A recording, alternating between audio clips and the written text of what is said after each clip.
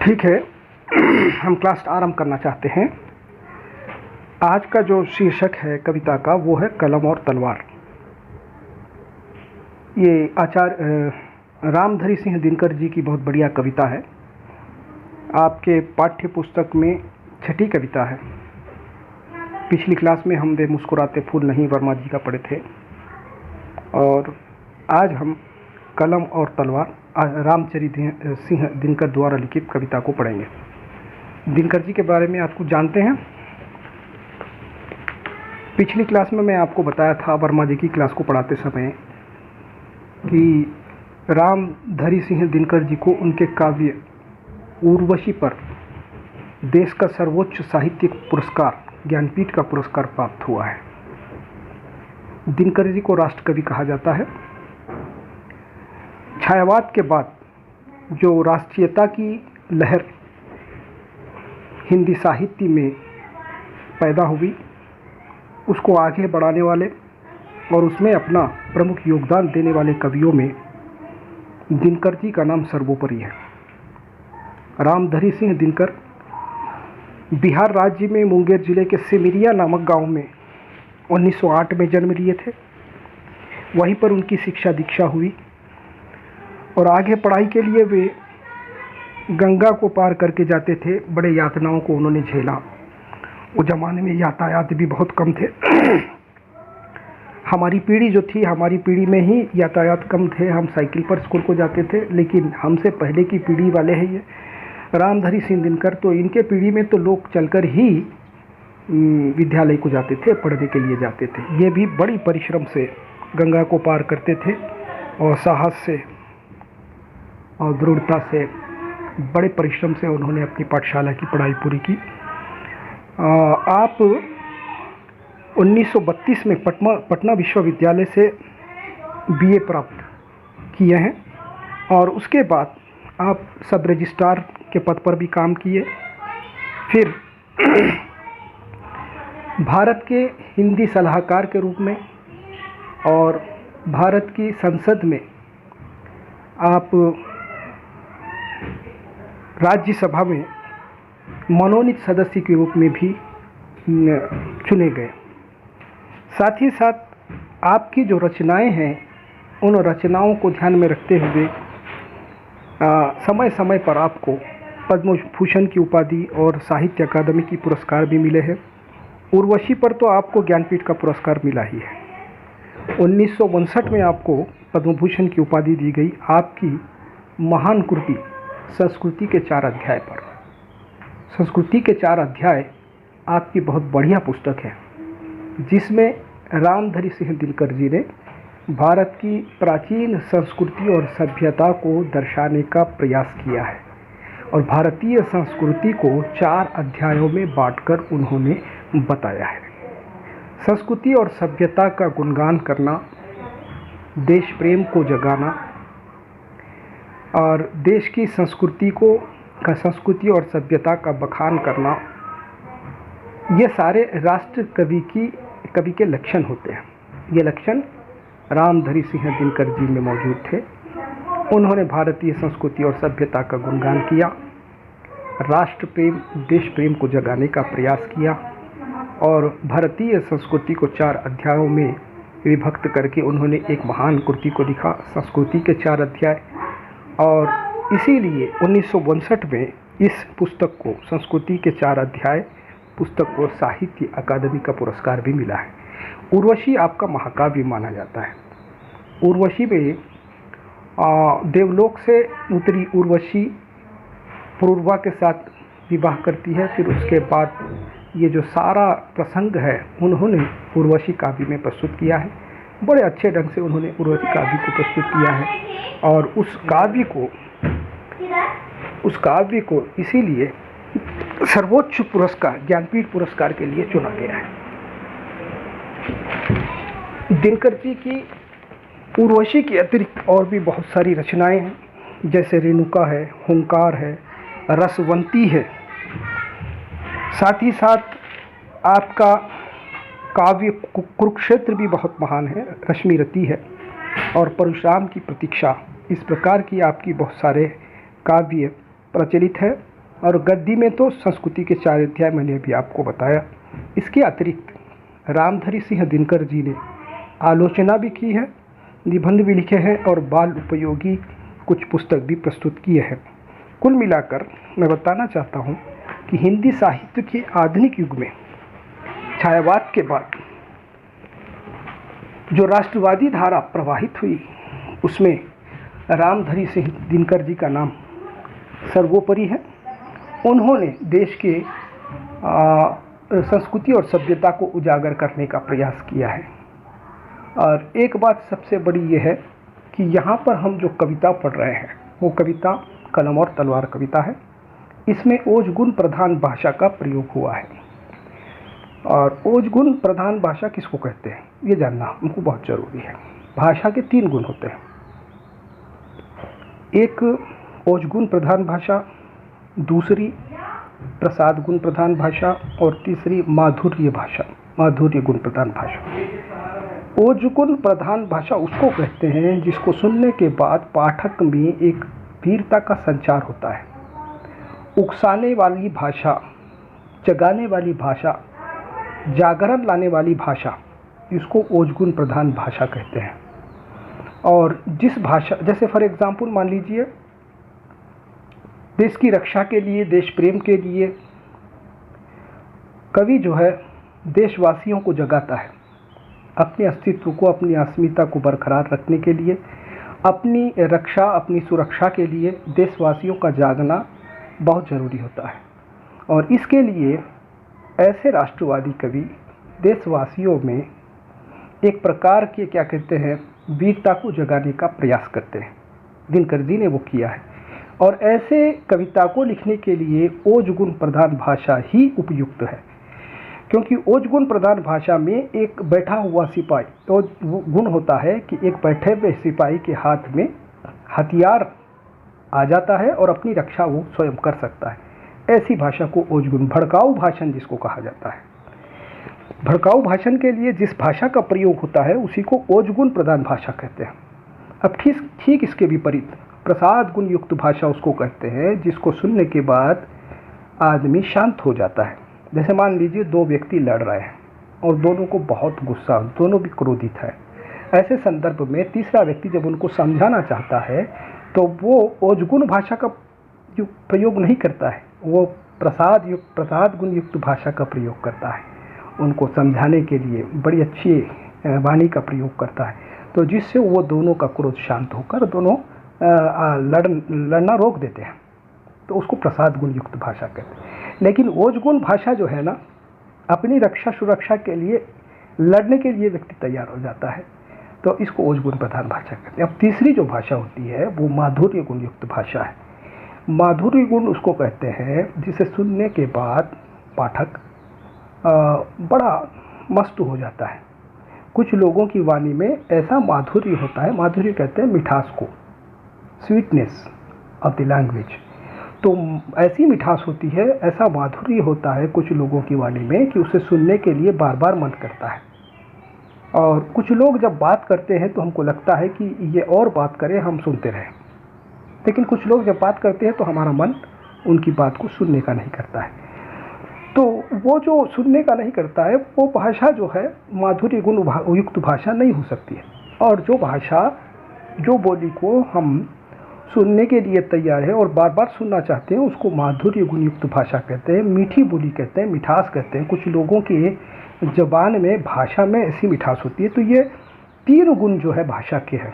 मैं इस संदर्भ में बताना चाहता हूँ कि ये तीनों भाषाओं में, तीनों गुणों में ये जो ओज गुण है वो रामधारी सिंह दिनकर की भाषा का गुण है। रामधारी सिंह दिनकर जी ने ओज गुण युक्त भाषा का प्रयोग किया है प्रस्तुत कविता में। वो कविता है कलम और तलवार। मैं अभी स्क्रीन पर आपको शेयर कर रहा हूँ, एक बार देखिए उस कविता को। फोटोस गैलरी आ गया, अभी देखिए ये कविता को मैं शेयर कर रहा हूँ। ये आई कविता आपकी। ये कौन सी कविता है? कलम या की तलवार। तो इसका जो नाम है वो शीर्षक है कलम और तलवार है। बाई मिस्टेक कुछ लोग कलम या की तलवार भी लिख चुके हैं। तो कंफ्यूज नहीं होने का, ये वही कविता है जो हम आपको पढ़ा रहे हैं, कलम और तलवार।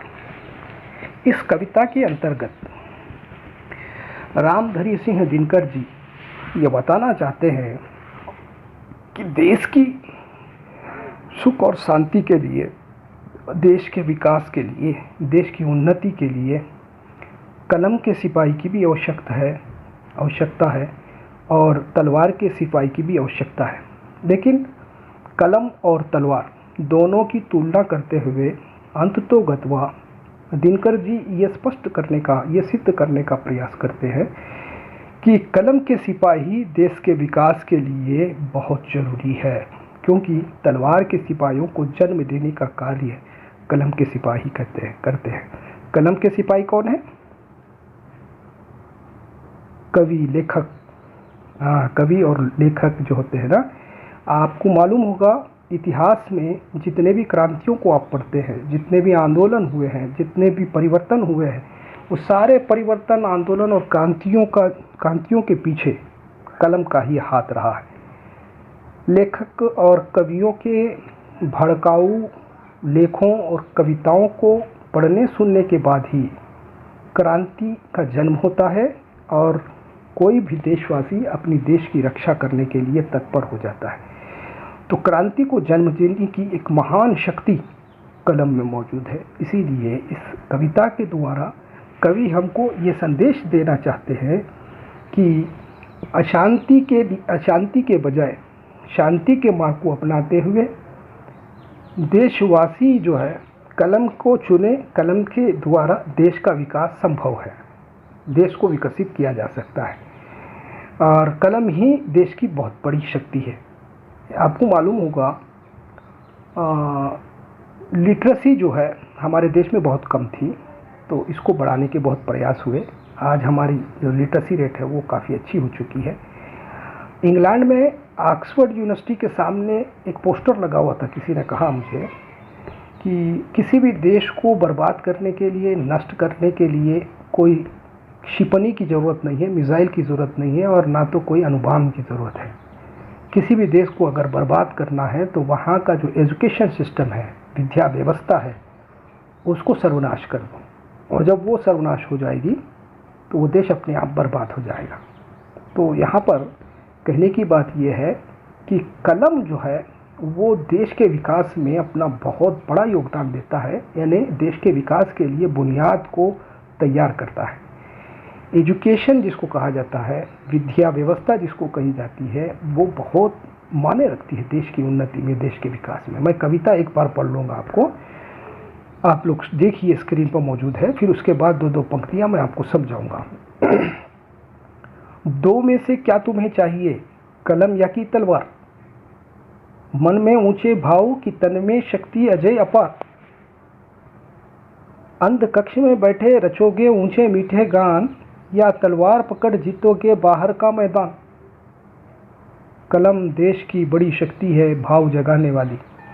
कलम देश की बड़ी शक्ति है, भाव जगाने वाली। दिल ही नहीं दिमाग में भी आग लगाने वाली। पैदा करती है कलम विचारों के जलते अंगारे। देखिए क्या बढ़िया पंक्तियाँ है। पैदा करती कलम विचारों के जलते अंगारे, और प्रज्वलित प्राण देश क्या कभी मरेगा मारे। एक भेद है, किंतु एक भेद है, और वहाँ निर्भय होते नर नारी। कलम उगलती आग जहाँ अक्षर बनते चिंगारी। जहाँ मनुष्यों के भीतर हरदम जलते हैं शोले, जहाँ मनुष्यों के भीतर हरदम जलते हैं शोले। बादल में बिजली होते दिमाग में गोले। जहाँ पालते लोग लहू में हाला हल की धार। क्या चिंता यदि वहाँ हाथ में नहीं हुई तलवार। ये दिनकर जी की कविता है, बहुत बढ़िया कविता है। इसमें दिनकर जी कहते हैं कि कलम ही महान है तलवार की अपेक्षा में, और भारतवासियों से वो प्रश्न कर रहे हैं। भारतवासियों से ये प्रश्न कर रहे हैं दिनकर जी कि कलम और तलवार तुम्हारे सामने रखे हुए हैं, तुम्हें चुनना है, क्या चाहिए तुम्हें? क्या तुम कलम को चुनोगे या तलवार को चुनोगे? ये प्रश्न करते हुए दिनकर जी आगे बढ़ते हैं और कहते हैं कि तलवार में ये खूबी है और कलम में ये खूबी है। तलवार की विशेषता को भी बताते हैं और कलम की विशेषता को भी बताते हैं, बताकर अंत में कलम को ही तलवार की तुलना में महान सिद्ध करने का प्रयास इस कविता में रामधरी सिंह दिनकर जी ने किया है। देखिए, कहते हैं, मन में ऊंचे भावों को पैदा करना चाहते हो या नहीं तो शक्ति अजय अपार। यानी कवि जो होता है, लेखक जो होता है, अपना पेन जब इस्तेमाल करता है, अपने दिमाग को, अपनी भावनाओं को इस्तेमाल करके अपनी भावनाओं को व्यक्त करता है, तो ऊंचे ऊंचे भाव उसके भीतर जन्म लेने लगते हैं। स्पॉन्टेनियस ओवरफ्लो होता है उसमें। कलाकार, कवि एक कलाकार है। कवि के मन मस्तिष्क में उठने वाली जो भावनाएं होती है वो पेन के द्वारा पेपर पर आ जाती है। यहाँ इस संदर्भ में मुझे वर्ड्सवर्थ की एक पंक्ति याद आई है, poetry is the spontaneous overflow of the powerful feelings. Poetry को उन्होंने डिफाइन किया है, कहा है कि poetry is the spontaneous overflow of the powerful feelings. प्रबल भावावेग की उत्तम अभिव्यक्ति ही कविता है। तो भावनाओं का आवेग जैसे उफान जैसा बाहर निकल जाता है। कवि जो होता है वो एक ऐसा कलाकार होता है कि वो अपनी भावनाओं को पकड़कर पेपर पर प्रस्तुत करने में सक्षम होता है, वो भी एक कलाकार है। तो ऐसे भावनाएं उसे जन्म देना है, तो कवि बनने के लिए उसे उस ओर जाना है, कलम को चुनना है, उसकी तरफ ध्यान लगाना है, प्रयास करना है, तो फिर उसके भीतर इस प्रकार के उफान पैदा होते हैं। जब कभी किसी भी स्थिति को देखता है, वो अच्छी स्थिति हो या बुरी स्थिति, दुख को देखता है या सुख को देखता है, तो प्रभावित हो जाता है। प्रभावित होकर तुरंत वो कविता लिखना शुरू कर देता है और उस कविता के द्वारा वो समाज में जागरण को लाता है। तो इसीलिए पहली दो पंक्तियों में लेखक ये कवि हमसे ये प्रश्न कर रहे हैं भारतवासियों से कि तुमको कलम चाहिए या तलवार चाहिए। अगर कलम को तुम लोगे तो बड़े ऊंचे ऊंचे भाव तुम में पैदा होंगे और तुम उन भावनाओं को अभिव्यक्त करोगे, उसके द्वारा देश के विकास में अपना हाथ बटाओगे, अपना योगदान प्रस्तुत करोगे। इसके विपरीत अगर तुम कलम को पसंद नहीं करोगे, तलवार को पसंद करोगे, तो तुम्हें युद्ध क्षेत्र में जाकर शत्रुओं को संहार करना होगा, खून बहाना होगा, लड़ना होगा, मारना मर मिटना होगा। ये स्थिति दूसरी ओर है। तो कवि ये बताना चाहते हैं कि युद्ध भूमि में जाकर लड़ने वाला भी एक सिपाही है, वो तलवार का सिपाही है। और कलम को लेकर, कलम के द्वारा देश में विकास के लिए जो प्रयास करता है, देश के विकास के लिए जो प्रयास करता है, देश की जनता को जगाने का प्रयास करता है, उनको अपने दमन और शोषण को याद दिलाकर उसको उसके विरुद्ध आवाज़ उठाने की शक्ति पैदा करता है, वो कलम है। तो कलम और तलवार तुम्हारे सामने है, जो चाहे तुम चुन सकते हो। लेकिन कलम के बारे में आगे और बता रहे हैं। देखिए कविता,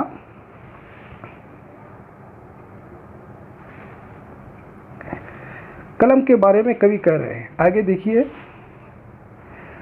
अंध कक्ष में बैठे रचोगे ऊंचे मीठे गान या तलवार पकड़ जीतोगे बाहर का मैदान। अगर तुम कलम पकड़ोगे तो तुमको मैदान में जाकर लड़ने की आवश्यकता नहीं है शत्रु से, और ना तो खून खराबा करने की जरूरत है। लेकिन तुम्हें घर में बैठकर ही, किंतु तुम घर में बैठकर ही अगर देश की सेवा और देश की रक्षा करना चाहते हो तो कलम तुम्हारे लिए बहुत उपयुक्त है। और तुम अंध कक्ष में बैठकर, जहाँ पर रोशनी भी नहीं है, अपने घर में बैठकर तुम मीठे मीठे गानों को लिख सकते हो, देश की जनता को जगाने की गाने लिख सकते हो, कविताएं लिख सकते हो, लेख लिख सकते हो, निबंध लिख सकते हो, गद्य लिख सकते हो, पद्य लिख सकते हो। अपनी भावनाओं को व्यक्त करके सचेत कर सकते हो, देश की जनता को, भारत की जनता को सचेत कर सकते हो, जागरूक कर सकते हो। उसके द्वारा नए नए तुम सिपाहियों को भी जन्म दे सकते हो। ये तुम्हारे पास दो ऑप्शंस है। अगर तुम कलम लोगे तो अंध कक्ष में बैठकर सब कुछ कर सकते हो। अगर तुम तलवार को लोगे, पसंद करोगे, अगर तुम तलवार को चॉइस बनाओगे अपनी, तो तुम्हें युद्ध के मैदान में जाना पड़ेगा और युद्ध के मैदान में तुम्हें लड़ना पड़ेगा। अब ये तुम तय करना है कि तुम्हें दो में से क्या चाहिए। कलम देश की बड़ी शक्ति। अब तारीफ कर रहे हैं कलम के बारे में, कलम के बारे में तारीफ कर रहे हैं। दोनों की बात बताने के बाद तारीफ तलवार की नहीं हो रही है, कलम की हो रही। कहते हैं कि कलम देश की बड़ी शक्ति है, भाव जगाने वाली, भावनाओं को उत्पन्न करने वाली, सोए हुए को जगाने वाली, जागरण को पैदा करने वाली, क्रांति को जन्म देने वाली, आंदोलन को पैदा करने वाली, विश्व का इतिहास गवाह है। रूस की क्रांति भी जो हुई थी उसके पीछे भी कलम का ही हाथ था। कलम के द्वारा ही प्रभावित होकर, 10 मिनट का समय है, कलम के द्वारा ही प्रभावित होकर, प्रेरणा पाकर क्रांति के बीज बोए जाते हैं और क्रांति एक रूप अपने अस्तित्व को पहुंच जाती है। क्रांति का जन्म जो है कलम के द्वारा ही होता है। इसीलिए कवि कहते हैं दिनकर जी कि कलम ही देश की बहुत बड़ी शक्ति है। अगर किसी देश में कलम की ताकत नहीं है तो वहाँ की देश की जनताओं में भावनाएं सोई हुई होती है, वहाँ की जनता सोई हुई होती है, जागरूक नहीं होती है, जिनको हम गंवार कहते हैं। तो ऐसे देश को कोई भी देश हमला कर सकता है और उनको कुछ नुकसान पहुंचा सकता है, लेकिन जिस देश की जनता कलम की शक्ति को रखती है, उस देश की जनता में भावनाएं जागरूक होती है, कोई भी दूसरा देश उन पर किसी भी प्रकार का कोई नुकसान नहीं पहुंचा सकता है। दिल ही नहीं, दिमागों में भी आग लगाने वाली, और ये जो कलम है, ये कलम दिल में और दिमाग में आग लगाती है। आग लगाना क्या है यहाँ पर? आग लगाने का मतलब ये है सचेत करना, जागरूक करना, ज्ञान को विकसित करना। कलम में वो ताकत है कि एक अज्ञानी को भी ज्ञानी बना सकता है एक कलम का सिपाही। एक मूर्ख को, एक गंवार को सुशिक्षित बना सकता है, सभ्य बना सकता है, और उसे जो है देश के लिए मर मिटने वाला भी बना सकता है, उसमें देश प्रेम को भी जगा सकता है। तो ऐसी शक्ति कलम में होती है कि उसके दिल और दिमाग को जो है एकदम क्या कहते हैं, उसको एकदम विकसित कर देता है और ज्ञानी बना देता है, अपने लिए, अपने देश के लिए, सुरक्षा के लिए उसे तैयार करता है। ऐसी शक्ति कलम में होती है। इसीलिए हर देश में कलम की शक्ति होना बहुत ज़रूरी है। पैदा करती कलम विचारों के जलते अंगारे। कलम की तारीफ करते हुए दिनकर जी नहीं थक रहा है। दोनों के बारे में हमसे प्रश्न तो पहली पंक्ति में कर दिए थे कि तुमको दो में से क्या चाहिए, कलम चाहिए या तलवार चाहिए। फिर उसके बाद कलम की तारीफ करते जा रहे हैं। देखिए आप, बाद की पंक्तियों में भी कहते हैं कि पैदा करती कलम विचारों के जलते अंगारे, और प्रज्वलित प्राण देश क्या कभी मरेगा मारे। तो कलम में एक और सबसे बड़ी ताकत यह है कि विचारों के जलते अंगारे पैदा करती है। जलने वाले अंगारे किसको कहते हैं? जलने वाले अंगारे किसको कहते हैं? आपको तो मालूम है, आग लगाने के बाद जो शोले होते हैं, अंगारे होते हैं, लाल होते हैं, उसको कहते हैं अंगारे। तो विचारों में आग लगना किसको कहते हैं? विचारों में आग यानी गर्म विचार, क्रांतिकारी विचार, जागरूक विचार, उसको कहते हैं। पैदा करती कलम विचारों के जलते अंगारे, और कलम के द्वारा देशवासियों में, उनके दिमाग में, उनके विचारों में जलते अंगारे पैदा किए जा सकते हैं।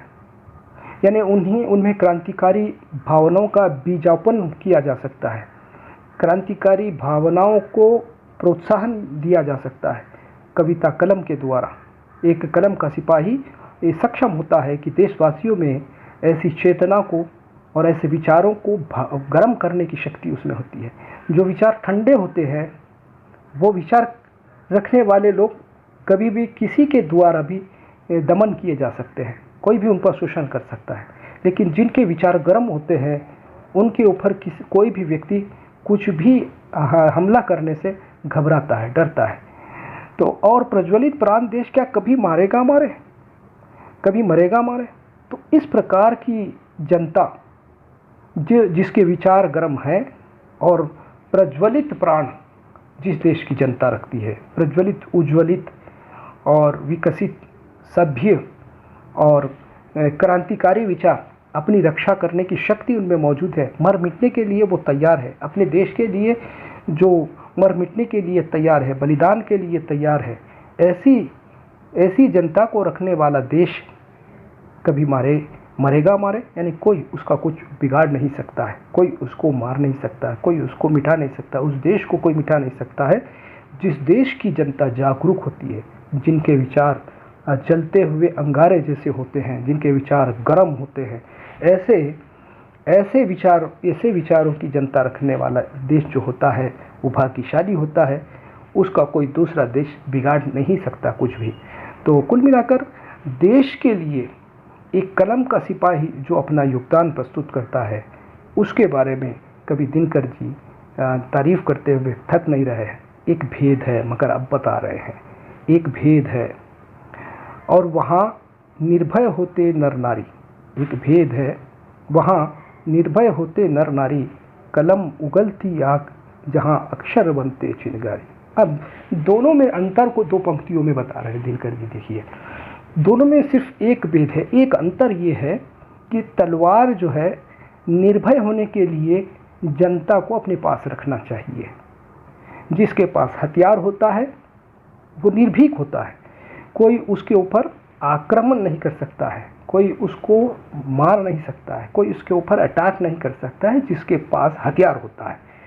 तो कवि भेद बता रहे हैं दोनों में कि बस फर्क ये है, थोड़ा फ़ायदा ये होता है कि जिसके पास इस प्रकार की तलवार या कोई हथियार होता है तो नर और नारी निर्भीक होते हैं, बगैर भय के रह सकते हैं, कोई उनके ऊपर तुरंत आक्रमण अटैक नहीं कर सकता है।